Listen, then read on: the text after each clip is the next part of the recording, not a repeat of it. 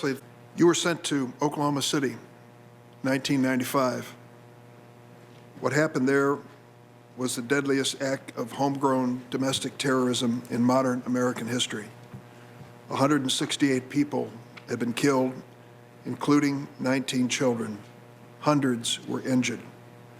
You were supervising the prosecution of Timothy McVeigh and Terry Nichols, who were accused of being complicit and leading in that destruction.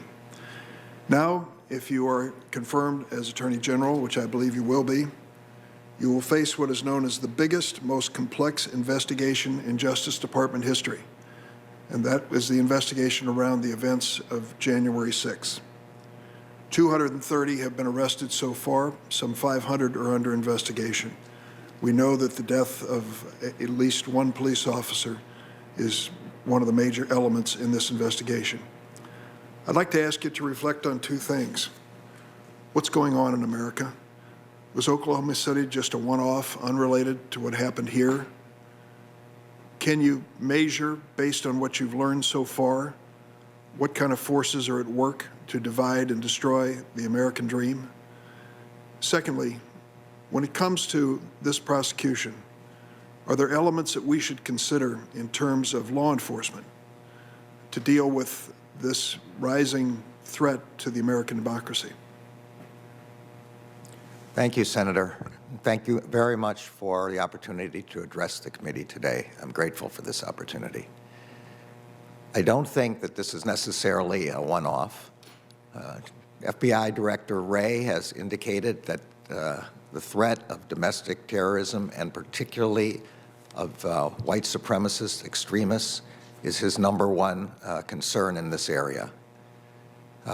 This is coupled with an enormous rise in hate crimes over the past few years.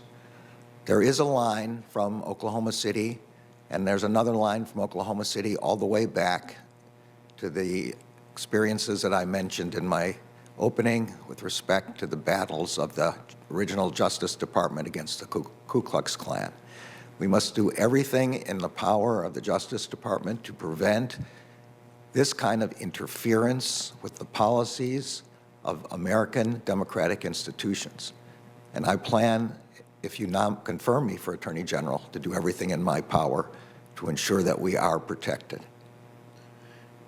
Judge Garland, it goes without saying, but we ought to make it a record. We abhor violence, whether it comes from the right or left, whatever its source. It has no place in responsible constitutional dialogue in America. Currently, though, we are faced with elements that weren't there 25 years ago in Oklahoma City. A proliferation of weapons. Secondly, social media and the internet, which serves as a gathering place for many of these domestic terrorists. What are your thoughts about how we should deal with those elements from the law enforcement viewpoint? Well, Mr. Chairman, I certainly agree that we are facing a more dangerous period than we faced in Oklahoma City at that time. From what I have seen, and I have no inside information about how the department is developing its work, it looks like an extremely aggressive and perfectly appropriate beginning to an investigation all across the country in the same way our original Oklahoma City investigation was, but many times more. I don't yet know what additional resources would be required by the department. I can assure you that this will be my first priority and my first briefing when I return to the department if I'm confirmed. Judge Garland, several years ago, I went to an immigration court hearing in downtown Chicago. It was in a high-rise loop building. I met the immigration court judge. She'd been on the job almost 20 years. It seemed like a very conscientious and fair person. She asked me to stay for the docket call, particularly for the first clients on the docket. The first clients on the docket were a 4-year-old girl named Marta. When the judge asked that all of the people in the courtroom be seated, she had to be helped into the chair. It was too tall for her to get into.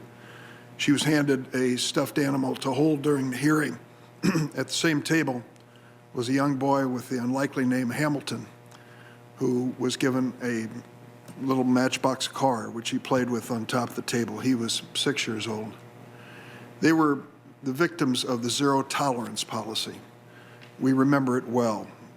Thousands of children were forcibly removed from their parents, separated, and many times lost in the bureaucracy. Some have incorrectly stated that that administration policy by the Trump administration was just a continuation of Obama-era policy. That isn't true. The Obama administration did not have policies that resulted in the mass separation of parents and children. And on rare occasions, separations occurred. This was due to suspicion of trafficking or fraud, not because of an intentional, cruel policy to separate children. The Justice Department's Inspector General conducted an investigation of the zero tolerance policy and noted that the Justice Department was, quote, the driving force, close quote, in that policy. There is still a lot that we do not know about that policy and the accountability for the officials who were responsible for it. So let me ask you this. This committee is going to hold oversight hearings to get to the bottom of it. Will you commit to cooperate with those investigations? Senator, I think the oversight responsibility of this committee is one of its very most important things. It's a duty imposed by the Constitution, and I greatly respect it. I think that the policy was shameful. I can't imagine anything worse than tearing parents from their children. And we will provide all of the cooperation that we possibly can. I thank you for that.